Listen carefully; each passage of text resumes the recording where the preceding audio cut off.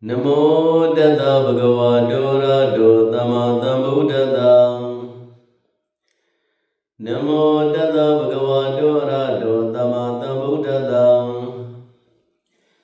Namo Tassa Bhagavato Arahato Samma Sambuddhassa.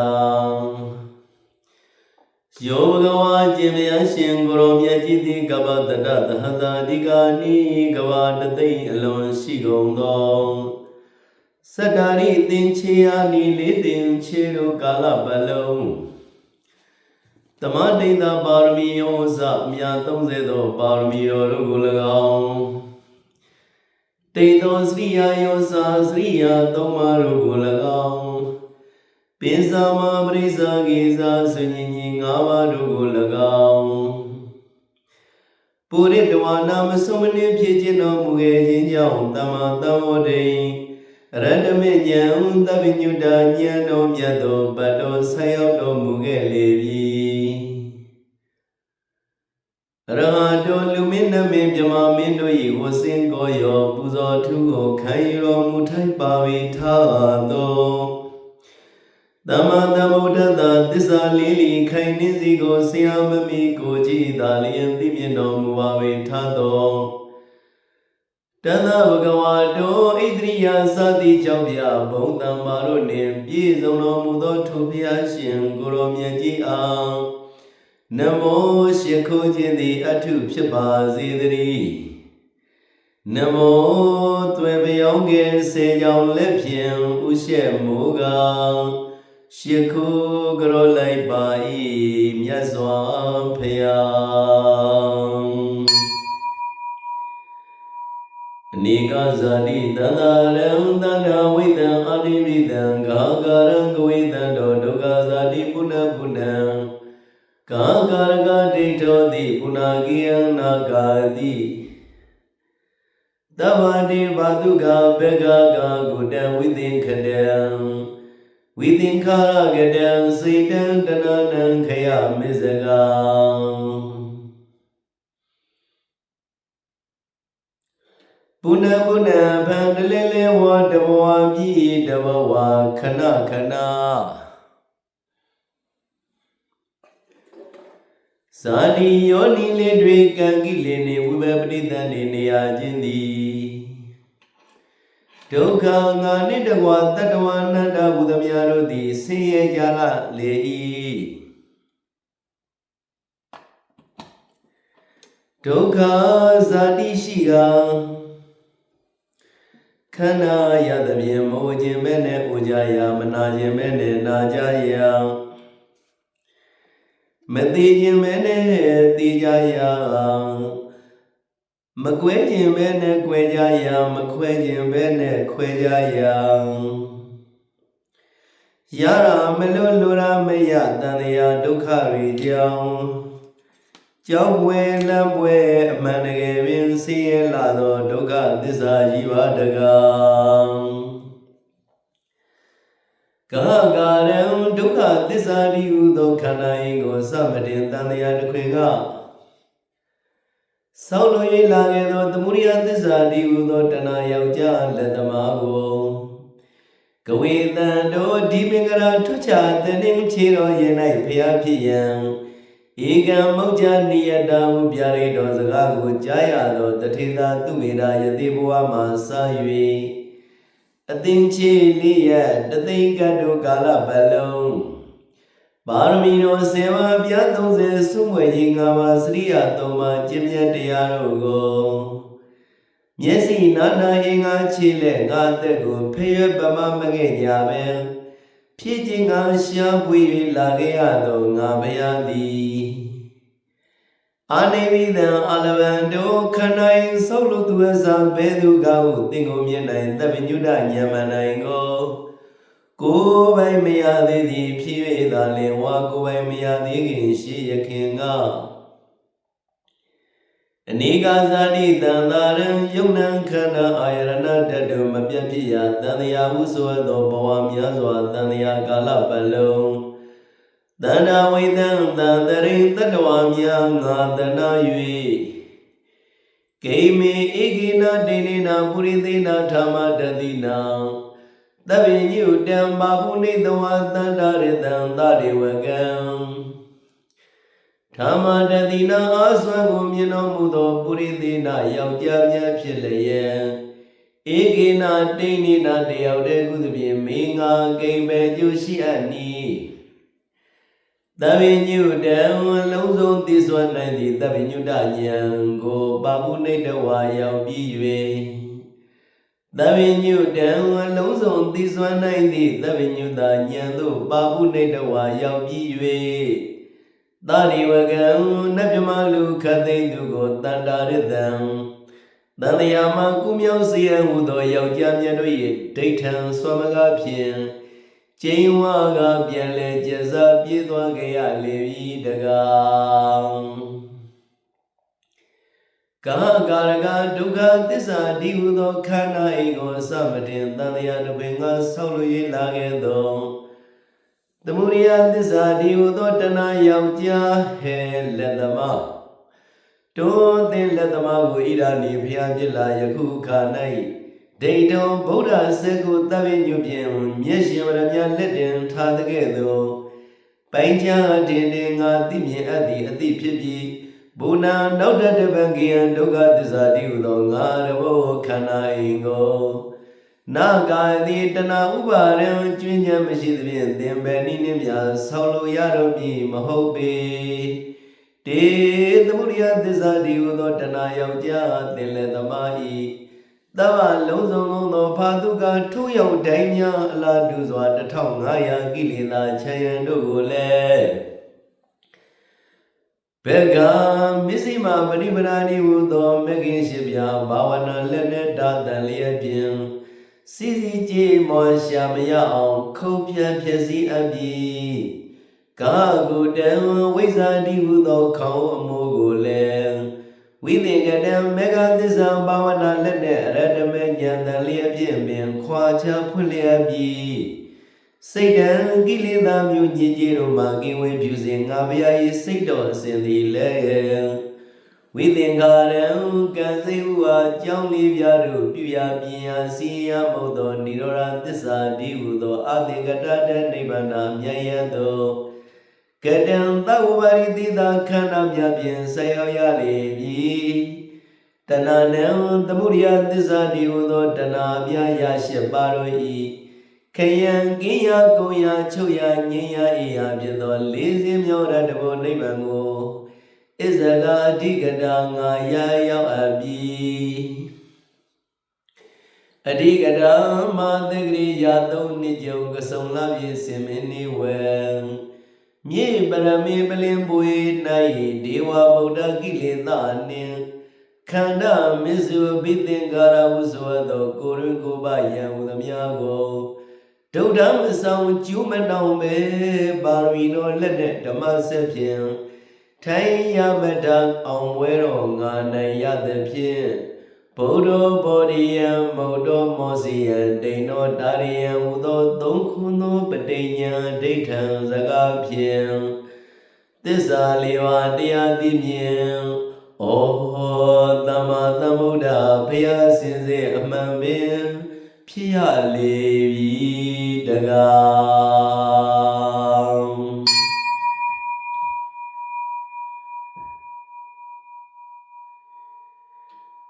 အဝိဇ္ဇာပစ္စယသင်္ခါရသင်္ခါရပစ္စယဝိညာဏဝိညာဏပစ္စယနာမရူပနာမရူပပစ္စယသလာယရဏံ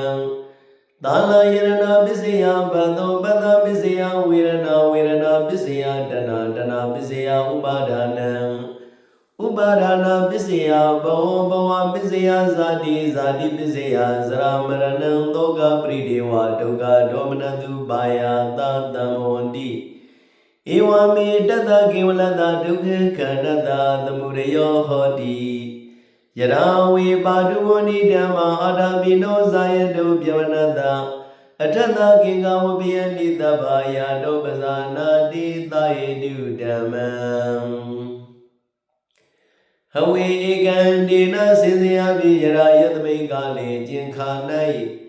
အာတာမိနောကိလေသာတို့ကိုပူပန်စေတတ်သောသမဗ္ဗရံလုံလာရှိသောဇာယတောကသိုက်စာကျ ရှိသောအာယုကိုကိုက်၍ရှုခြင်းလက္ခဏာရှိသောဇံအနိစ္စစာရှိသောလက္ခဏာကိုကိုက်၍ရှုခြင်းလက္ခဏာရှိသောဇံတို့၏စွမ်းအားဖြင့်နှစ်ပါးကုန်သောဇံတို့ဖြင့်ရှုလေရှိသောဗျမနတာပပြုအပ်မည်သောမကောင်းမှုရှိသောခိနာသဝတ္တယဟန္တာအားဓမ္မ39ပါးဘောရိပကိယတရားတို့သည်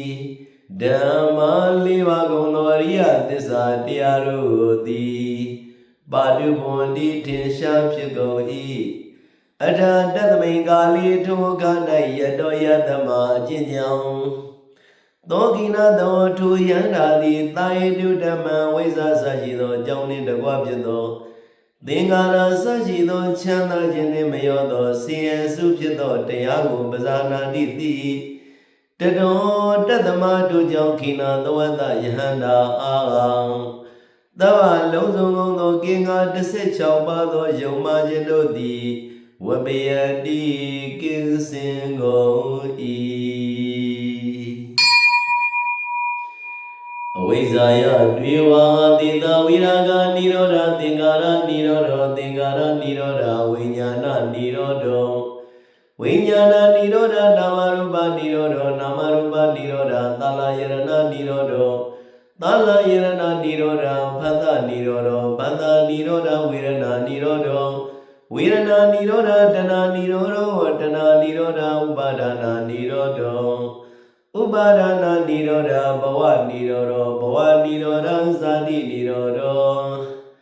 ဇာတိနိရောဓဇရာမရဏံဒုက္ခပရိဒေဝဒုက္ခဒေါမနတုပါယတာနိရောဇန္တိဧဝမေတတကေဝလတဒုက္ခခန္ဓတာနိရောဓဟောတိယရာဝေပါတုဝနိဓမ္မာအာဒပိနောဇာယတောပြမနတာအထတကင်္ဂဝဘေနိသဗ္ဗာယတောခယံပစ္စယနံအဝေတိဟဝေဧကံတိနာစင်စေအပြည့်ယတောယတမအကျင့်ကြောင့်ခိနာသမောယန္တာပုဂ္ဂိုလ်သည်ပစ္စယနံအကြောင်းတရားတို့၏ခယံကိုယ်ရဖြစ်သောနိဗ္ဗာန်ကိုယရာယသမိကာလီအကျင့်က၌အာတာပိနောကိလေသာတို့ကိုပူပန်စေတတ်သောသမဗရံလုံလရှိသောဇာယတောကသိဇာရှိသောအာယုကိုကိုင်၍ရှုခြင်းလက္ခဏာရှိသောဇံအနိစ္စအစရှိသောလက္ခဏာကိုကိုင်၍ရှုခြင်းလက္ခဏာရှိသောဇံတို့၏စွမ်းအားဖြင့်နှစ်ပါးကုန်သောဇံတို့ဖြင့်ရှုလေရှိသောဗျမနတာပပြုအပ်မည်သောမကောင်းမှုရှိသောခိနာသဝတ္တယဟန္တာအားဓမ္မ39ပါးဘောရိပကိယတရားတို့သည်ဓမ္မ4ပါးကုန်သောအရိယသစ္စာတရားတို့သည်ပါတုဘွန်တိထင်ရှားဖြစ်ကုန်၏အတ္တတသမိန်ကာလီတုခ၌အတ္တခိနာသဝတ္တထိုယန္တာပုဂ္ဂိုလ်အားသဗ္ဗလုံးစုံကုန်သောကင်္ဂါ10ပါးသောယုံမှခြင်း16ပါးသောယုံမှခြင်းတို့သည်ဝပယံတိကင်းစင်ကုန်၏အဝိဇ္ဇာပစ္စယသင်္ကာရသင်္ကာရပစ္စယဝိညာဏဝိညာဏပစ္စယနာမရူပနာမရူပပစ္စယသလယရဏံသလယရဏပစ္စယဘဒ္ဒောဘဒ္ဒပစ္စယဝေရဏဝေရဏပစ္စယတဏဒနာပစ္စယဥပါဒနာဥပါဒနာပစ္စယဘဝဘဝပစ္စယဇာတိဇာတိပစ္စယဇရာမရဏံဒုက္ခပရိဒေဝဒုက္ခဒေါမနတုပါယတာတမောတိဧဝမေတတကေဝလတဒုက္ခခန္ဓတာသမုဒယောဟောတိအဝိဇ္ဇာယတွေဝါအသင်္သာဝိရာဂနိရောဓသင်္ခါရနိရောဓသင်္ခါရနိရောဓဝိညာဏနိရောဓဝိညာဏနိရောဓနာမရူပနိရောဓနာမရူပနိရောဓသလယရဏနိရောဓသလယရဏနိရောဓဖသနိရောဓဖသနိရောဓဝေဒနာနိရောဓဝေဒနာနိရောဓတဏနိရောဓတဏနိရောဓဥပါဒနာနိရောဓဥပါဒနာနိရောဓဘဝနိရောဓဘဝနိရောဓဇာတိနိရောဓဇာတိနိရောဓဇရာမရဏံဒုက္ခပရိဒေဝဒုက္ခဒေါမနတုပါယတာနိရောဇန္တိဧဝမေတတကေဝလတဒုက္ခခန္ဓတာနိရောဓဟောတိယရာဝေပါတုဝနိဓမ္မာအာရပိနောဇာယတောပြဝနတာ ဝိရုပယံဒိဋ္ဌတိမာရတိနံသူရိယောဝဩဝတေယမန္တလိခံဟဝေဧကံတိနစင်စီယပိယရာယတမိန်ကာလီကျင်ခ၌အာဒမိနောကိလေသာတို့ကိုပူပန်စေတတ်သောသမ္မပရံလုံလာရှိသောဇာယတောကသိုင်းစားခြင်းသောအာယုကိုကံ၍ရှုခြင်းလက္ခဏာရှိသောဇံအနိစ္စအစခြင်းသောလက္ခဏာကိုကံ၍ရှုခြင်းလက္ခဏာရှိသောဇံတို့၏စွမ်းအားဖြင့်နှစ်ပါးကုန်သောဇံတို့ဖြင့်ရှုလေရှိသောဗျမနတာပပြုအပ်ပြီးသောမကောင်းမှုရှိသောခိနာသဝတ္တယဟန္တာအောင်ဓမ္မ39ပါးဘောရိပကိယတရားတို့သည်တဏိဓမ္မ4ပါးကုန်သောရိယသစ္စာတရားတို့သည်ပါတုဘွန်တိထင်ရှားဖြစ်ကုန်၏အတ္တတသမိကာလီတုကာနယတောယတမကျင့်ကြောင်းသောကိနာသောတုယန္တာပုဂ္ဂိုလ်သည်သူရိယောနေသည်အဘုဂ္ဂတိရှေရှုတတ်သည်ရှိသောအနန္တောမိမိပပယယောင်စင်ဖြင့်အတ္တလိကံကောင်းကင်ကိုဩဘာသယံတော်ထွန်းလင်းတောက်ပါစေလျက်တမန်အမိတ်တိုက်ကိုဝိရုပယံတော်ဖြောပြလျက်တိဋ္ဌတိဤဝါဒီတကဲ့သို့တေဟိဓမ္မေဤဝါတို့ဗောဓိမဂ္ဂိယတရားတို့သည်၎င်းယတရိယမဂ္ဂတာခြင်းရိယာမအောင်သတ္တုသစ္စာဓမ္မ၄ပါးကုန်သောသစ္စာတရားတို့သည်ပါတုဗုဒ္ဓထင်ရှားဖြစ်ကုန်ပြီဒေနာရိယမဂ္ဂေနာဒုရိယမဖြင့်၎င်းသစ္စာနိသစ္စာတို့ကိုပฏิဝိဇ္ဇံတော်ဝါထူးထွင်း၍တည်လျက်သာလျင်မာရတိနံမမင်းစတိကိုဝိတုပယံတော်ခြေမုံဖြစ်စီလျက်တိဋ္ဌတိတည်တော်မူပါ၏ဟေတုပစ္စယောအာရမဏပစ္စယောဒီဝိပစ္စယောနန္တရပစ္စယောသမဏန္တရပစ္စယောသာဇာတပစ္စယောဣညာမိညာပစ္စယောနေတယပစ္စယောဥပနေတယပစ္စယောပုရိသတာပစ္စယောပစ္ဆာဇာတပစ္စယောအာနိဝနပစ္စယောကမ္မပစ္စယောဝိပါကပစ္စယောအာရပစ္စယောဣန္ဒြိယပစ္စယောဇာနာပစ္စယောမဂ္ဂပစ္စယောသံယုဒပစ္စယောဝိပယုဒပစ္စယောအဋ္ဌိပစ္စယောနတ္တိပစ္စယောဝိကတပစ္စယောအဝိကတပစ္စယောတိဣတိပိသောဘဂဝါရံသမသမုဒ္ဒောဝိဇ္ဇာစရဏသမ္မနောသူကတောလောကဝိတုအနုတ္တရောပုရိသဓမ္မတာရတိတရရိဝမနုဿာနံဘုရောဘဂဝါမဟာကာရုဏိကောနာတောဟိတယသဗ္ဗပါဏိနံပုရိတဝပါရမီသဗ္ဗပတ္တောတံဘောရိမௌဒ္ဓမံဧဒေနာသစ္စာဝိဇေနာတုတိမေဟောတုတပ္ပရာဇယံတော်ဘောရိယာမူလေတကြနန္တိဝရနောဧဝမေဝဇယောတုဇယတုဇယမင်္ဂလေအပရာဇိတမလင်္ကေတိတေပုထုဝိပုဂ္ဂလေအပိတေကေသဗ္ဗဗုဒ္ဓနာအကပတောပမောရတိသူနကတံသူမင်္ဂလံသုဘဗာရံသူဥဒိတံသူကနောသူမုဟောဇာသွေထံမြမစာရိတုပရဂိနံကာယကမ္မံဝါစာကမ္မံပရဂိနံမနောကမ္မံပဏိတိတေပရဂိနေပရဂိနာနိကတဝနာလမံတတေပရဂိနေတေအတလတာသုခိတာဝိဒုံလာဗုဒ္ဓသာသနေအာရောဂသုခိတာဟောထာသဟတဗေညာတိပိမဟာကာရုဏိကောကြီးမြတ်သောကရုဏာရှိတော်မူသောနာတော်လူသုံးပါး၏ကိုယ်ဝေယစိန္ဒိယမြတ်စွာဘုရားသည်သဗ္ဗပါဏိနံလုံးစုံသောဘုံဩဃလတတ္တဝနန္တာတို့၏ဟိတယကျိုးစီဝါကြီးမှဖြစ်ထွန်းစေခြင်းငှာသဗ္ဗခသိင်ကုန်သောပါရမီဒါနသီလစသည်စေလီပါရမီတို့ကိုပုရိတဝါသေကြဒိဋ္ဌာကိယယဥပပရမကလျက်ပြေကြောင်းလောင်းဗုဒ္ဓင်ကူဖြစ်တော်မူ၍ဥဒ္ဓမံသုံးပုံယတုနတ်နှင့်လွတ်တွင်တူမရှိလွန်ခဲ့သောဥဒ္ဓမံသုံးပုံယတုနတ်နှင့်လွတ်တွင်တူမရှိလွန်ခဲ့ထူးမြတ်သောသံမောဒိမေအရဟံဉာဏ်တို့မြတ်တဲ့သဗ္ဗညုတာဉာဏ်တော်သို့ပတ်တော်ရောက်တော်မူလေပြီဧတေနာသစ္စာဝိဇေနာမပေါမပြန်မှန်ကိုသာဆိုရသောဤသစ္စာကြောင့်တေသင်အားမေကျွန်ုပ်အားတပ္ပရာနိယောညဘဘေကမပြတ်အခါခတ်သိ တို့ဒီဘီယံလူကင်းချမ်းသာရင်ဒီဟောတုဖြစ်ပါစေတည်းတကြနမသမတမေမစာရီသူရိယမိတ်အာရိစဂိုင်းတိုင်းပြူစဝတင့်ကျင်ရွယ်မြတ်တန်ရှင်းတာဂီဝင်မင်းတို့ဤနန္ဒီဝဒနောစိတ်နှလုံးရှင်ပြုံးကြည်ပြုနှစ်သက်ခြင်းကိုပွားစေတော်မူသောလူသုံးဦးတို့၏ကိုယ်ဝေယစိန္ဒိယဘုရားမြတ်စွာသည်ဘောရိယာမမစ္စည်းမသောလတခရိုင်မြေမှန်တိုင်ဝဲအပြိုင်ဖွားပဲပွားတက်လန်တောင်တရားဆောင်သောရွှေညောင်သောဗုဒ္ဓဟေဤမူလေတကယ်ပြင်းပြပလင်တက်တကယ်သို့စင်တဲ့အနီးအကြီးအပြတ်ချီအပ်မဆုံးရွှေဘုံတော်လျောက်14တောင်မြတ်မောက်လျက်6တွေလျံထိန်ရသမိန်တို့ဖြင့်နိုင်ချိန်ဝပမာမရှိရသောအပရာဇိတရွှေပလင်၌ဇယံတို့ယထာလန္တမစင်ငမ်းမှန်အင်ကို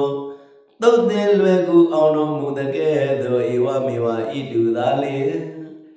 တေသင်အားဇယောယံပေါင်းကိုအောင်ကြောင်းအစဉ်အောင်မွေးရင်သောအောင်မင်္ဂလာအောင်ပါသည်ဟောတုဖြစ်စေတည်းဆရာမင်္ဂလေးယံပေါင်းကိုအောင်ကြောင်းအစဉ်အောင်မွေးရင်သောအောင်မင်္ဂလာအောင်ပါကြောင်းတွန်သင်သည်ဇယသူအောင်မွေးသည်ပင်အောင်မွေးရင်လျက်အောင်မင်္ဂလာကြီးအောင်မောင်းတည်၍အောင်ကြီးအောင်မြင်ပါစေ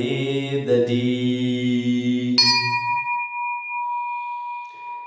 သဗ္ဗဗုဒ္ဓနံသံဃာကိခန္ဓာတော်ညင်ကြသောခသိန်တော်ဘုရားရှင်တို့၏အဘိဓိကေဗုဒ္ဓဘိဓိကမာသဘင်စင်ကျင်းပတော်မူရာဝဲဘိသိခံတော်မူရာဖြစ်ပေထသောပုဒ္ဓဝိဘောကလေးမာမေရဏိဘေရီတလာစီမျက်နာကဲ့သို့ညီးစွာပြန့်ချီရမခံပန်းလေရရဲ့ထူးမြတ်တဲ့တော်မြင်လည်းဖြစ်ထသောဒီသေးထဝဉ္ဇဉ်သောအပြင်းနေရမြေတကားတို့တဲ့တေစာလျံဘိတ်မြေဥထိတ်လည်းဖြစ်သောအပရာဇိတပန်လင်ကြီးဉာဏ်သူတို့သည်ကျမ်းစီလက်မိုင်မောင်းနိုင်သောမန္တိုင်စီယုံဘုံတသိန်းကအပရာဇိတဝိဇယယံနှင့်ရွှေပလင်၌အဂပတောဇာတိအနာမဝိတယတိဌာနာလုံးမနှုံးเสียဆုံးတလျက်မြတ်သောဘုရားဖြစ်သို့ရောက်တော်မူသည်ဖြစ်၍ဘဂဝါနေနှုတ်တသိရွှေဘုံတော်ရှိန်လာသောအစိန်တရားမြတ်စွာဘုရားသည်ပမောဒတိယထာငါမူဓမ္မရေမင်းဆုံးဖြစ်ပြီးသောနှစ်သက်ကြည်ညိုဝမ်းမြောက်တော်မူတကဲ့သို့ဧဝမေဝဤတူသာလျံအဂပတောတရားမြတ်ကိုပွားတတ်မြတ်မောင်ငါလိုရရောက်ပေသည်ဝမ်းမြောက်နှစ်သက်နိုင်စေသောသူနကတံဣဋ္ဌာယုံတွေ့ကြုံစေတံပွားစေတံသောကောင်းမြတ်သောဂျိုနကတာယာသည်၎င်းသူမင်္ဂလံမကောင်းမှုကိုပေါင်းစုရိပ်ပြန်အောင်မြင်တတ်သောကောင်းမြတ်သောမင်္ဂလာသည်၎င်းသုဘဘာတံကိုစိတ်နှပြမပူစားသဖြင့်သမ္မာစန္ဒကြံစနှလုံးသွင်းကောင်းမြတ်သောမိုးတောက်ခြင်းသည်၎င်းသူဥထိတံကိုတလွတ်လွတ်တွတ်တွတ်လိမ့်လိမ့်မဖြစ်သိမ်ပဲပြင်းရှည်လိုကင်းကောင်းမြတ်သောထကြွခြင်းသည်၎င်းဒုက္ခနောဇာလက်စမြစ်ကိုခဏဆိုရကထိုခါမြကောင်းမြတ်သောခဏသည်၎င်းသူမို့တော်ဇာခဏစေကုလျပြည့်၍စေကုလျမူတဟုကျမ်းမဘောတော်ကောင်းမြတ်သောမူဟုတ်သည်၎င်းဗျမဇာရီသူမြတ်သိခါကိုဝိဇ္ဇာရောင်ဖြင့်မိစ္ဆာမှောင်လွှင့်အံ့ဟုจิตလေရှိကုန်သောပုဂ္ဂိုလ်တို့အားသူရဲ့ထံသူတော်ကောင်းသူမြတ်လောင်းမေဟုကောင်းစွာပူဇော်ခြင်းသည်၎င်းဟောတုဖြစ်ပါစေတည်းသူနကတံကိုနှုတ်စေဖြင့်အသင်ပြုထိုက်သူစရိုက်ကိုအင်ချိတ်နှစ်ထောင်ကျင့်သူပေါင်းတို့အားကောင်းသောနကနှင့်ရှင်သည်မြည်၏သူမင်္ဂလံကာယဝစီမနတိဖြင့်အညီနေညင်ကောင်းစွာကျင့်ရာကနေညင်မပြောင်းကျင့်သူပေါင်းတို့အားကောင်းသောမင်္ဂလာရှိသည်မြည်သုဘဘာတံဒုစရိုက်ကိုမလိုက်မဆန်းသုံးမပြုထိုက်သူစရိုက်ကို လက်၍သင်ကြောင့်ကျင့်သူပေါင်းတို့အားကောင်းသောမိုးတောက်ခြင်းရှိသည်မည်သူအုပ်တိတံသူစရိုက်တော်ပြုလိုက်ရောသူတို့အားကောင်းသောအရာမှထသည်မည်သူကတော်မကောင်းမှုကိုပေါင်းစုပယ်မျိုးကောင်းအာယုံစောသူတို့အားကောင်းသောခဏရှိသည်မည်သူမူဟုတ်တော်ဒုကိုပယ်လွင့်သူကိုဆင့်၍တဲ့အပ်သောကျင့်မြတ်စောသူတို့အားကောင်းသောမူဒရှိသည်မည်ဗျမစာရီသူအကျင့်မြတ်ကိုကျင့်တတ်ကျင့်လေးရှိသောပုဂ္ဂိုလ်တို့၌ရိတ်တံပစ္စယနှုတ်ကားဖြင့်ဥက္ကဋ္ဌမြောက်ချီးမြှောက်လူရန်ပူဇော်ခြင်းသည်သူရိတ်တံနာမှာကောင်းသောလူရန်ပူဇော်ခြင်းမည်တေသင်အားပရကိနံပစ္စုပန်တန်တရားကောင်းကျိုးတိုးဝါစေရသောကြောင့်မြတ်သောကာယကမ္မံကာယကံသည်၎င်းပရကိနံပစ္စုပန်နှင့်တန်တရားကောင်းကျိုးတိုးဝါစေရသောကြောင့်မြတ်သောဝစီကမ္မံဝစီကံသည်၎င်းပရကိနံပစ္စုပန်နှင့်တန်တရားကောင်းကျိုးတိုးဝါစေရသောကြောင့်မြတ်သောမနောကမ္မံမနောကံသည်၎င်းပရကိနေပစ္စုပန်နှင့်တန်တရားကောင်းကျိုးတိုးဝါတတ်စွာမြတ်လစွာသောကာယကံဝစီကံမနောကံဟူသောကံသုံးပါး၌ပဏိတိစောင့်တည်ခြင်းသည်ဟောတုဖြစ်ပါစေတည်းယေဇနာခြင်းသူတို့သည်ပရကိနာနှင့်ပစ္စုပန်တန်တရားကောင်းကျိုးတိုးဝါစေတတ်ကုန်တကကြောင့်မြတ်သည်ဟုဆိုအပ်သောကံသုံးပါးတို့ကိုကတ္တဝနာမှုခွင့်အကျုံပြုခွင့်ကြုံသောကြောင့်ပရကိနေလောကုလောကီနလျက်ဆုံးကောင်းမြတ်ကုန်သောအတ္တေအကျိုးတို့ကိုလဘနိရကြကုန်၏ဒေသနာတူသူတို့သည်သဗ္ဗေကျွမဲ့ဥတုံခတ်သိမ်းကုန်သောညာတိပိအောက်နှင့်အထက်မိဘပဲ့ဟုသော80သောအဆွေမျိုးတို့နှင့်သဟတူရကွာအထလက်တာလောကုလောကီနလီကောင်းကျိုးတိုးကုန်ပွားကုန်ရကြကုန်သည်ဖြစ်၍ဒုက္ခိတံကိုစိတ်နှပြချမ်းသာခြင်းသို့ရောက်ကုန်သည်ဖြစ်၍အာရောဂစကုသောတံစသည်မျိုးမျိုး96ပြအနာကင်းကုန်သည်ဖြစ်၍ဟောထဖြစ်စေကုန်သတည်းဗုဒ္ဓသာသနေမြတ်စွာဘုရားတိတမိမ္မသာသနာတော်မြတ်ကြီး၌ဝိရုံလာပရိယတကုကံယုစီပိုင်ခိုင်လုံစွာပြီးကြိုးပေါခြင်းမရှိရကပฏิပတ်ရေအမြဲနေ၍ရွှေကြောင်ကုန်ရင်နေယုံရင်တကဲ့သို့မက်ပွင့်ဖို့သည်ဝိမု ဒ္ဓိရတာကိုပြည်စေတတ်သောကြီးမြတ်သောပฏิဝေဒမြတ်ဗျာသာသနာရွှေကြပါတော်စီပင်ပြန်ပွားတော်မူကုန်သည်ဟောတာ